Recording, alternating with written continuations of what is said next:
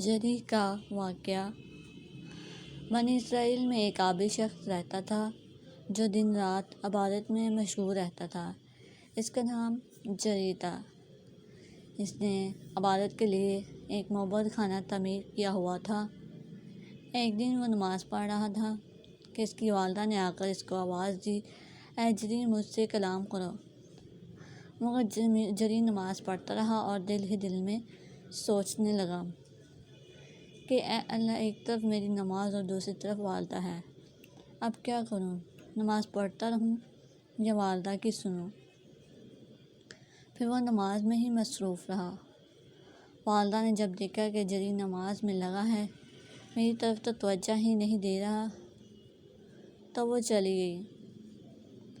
جب دوسرا دن ہوا تو وہ پھر آئی۔ اتفاق سے اب بھی وہی معاملہ ہوا تو وہ لوٹ گئی۔ تیسرے دن بھی آئی تو اب بھی جری کو نماز پڑھتے ہوئے پایا۔ اس نے آواز دے کر بلایا مگر جری متوجہ نہ ہوا۔ پھر وہ ناراض ہو کر چلی گئی اور غصے میں آ کر بد دعا دی، اے جری، تمہیں اس وقت تک موت نہ آئے جب تک تم کسی بدکار عورت کا منہ نہ دیکھ لو، اس کی دعا قبول ہوگی۔ اس کی تعمیل یوں ہوئی کہ ایک دن جری عبادت میں مصروف تھا کہ ان کی قوم میں سے ایک بری عورت اس کے پاس آئی اور جری کو اپنے ساتھ بدکاری کرنے کا کہا، مگر جری نے انکار کر دیا۔ وہ عورت مایوس ہو کر چلی گئی اور ایک چرواہے سے جا کر اپنی خواہش کی تکمیل کرائی جس سے وہ حاملہ ہوگی۔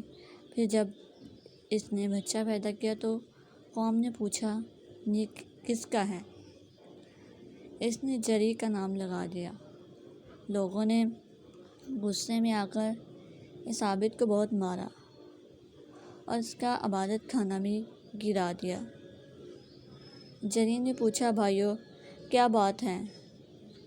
مجھے کچھ بتاؤ تو صحیح کہ تم مجھے کیوں مار رہے ہو؟ انہوں نے کہا کہ تم نے اس عورت کے ساتھ بدفعلی کی ہے اور اس نے بچہ پیدا کیا ہے۔ جری نے ساری بات سن کر کہا، اس بچے کو میرے پاس لاؤ۔ وہ لوگ اس بچے کو لے آئے۔ جری نے اللہ تعالیٰ سے دعا کی، پھر اس نے بچے کے پیٹ کو ہاتھ سے ٹھونکا اور پوچھا، یا غلام، اے بچے، من ابوک، تیرا باپ کون ہے؟ اللہ نے اس بچے کو قوت گویائی بخشی۔ وہ بولا، ابھی فلاں ارائے میرا باپ فلاں بکریوں کا چرواہا ہے۔ جری کی یہ کرامت دیکھ کر لوگ بہت شرمندہ ہوئے اور جری سے معافی مانگی اور پھر دریافت کرنے لگے، اب تم بتاؤ کہ تمہارا معبود خانہ سونے کا بنا دیں یا چاندی کا؟ جری نے کہا، بس مٹی کا ہی رہنے دو۔ حضرت ابو ہریرہ رضی اللہ تعالیٰ عنہ سے روایت ہے کہ ان حضرت صلی اللہ علیہ وآلہ وسلم نے یہ واقعہ ارشاد فرمایا۔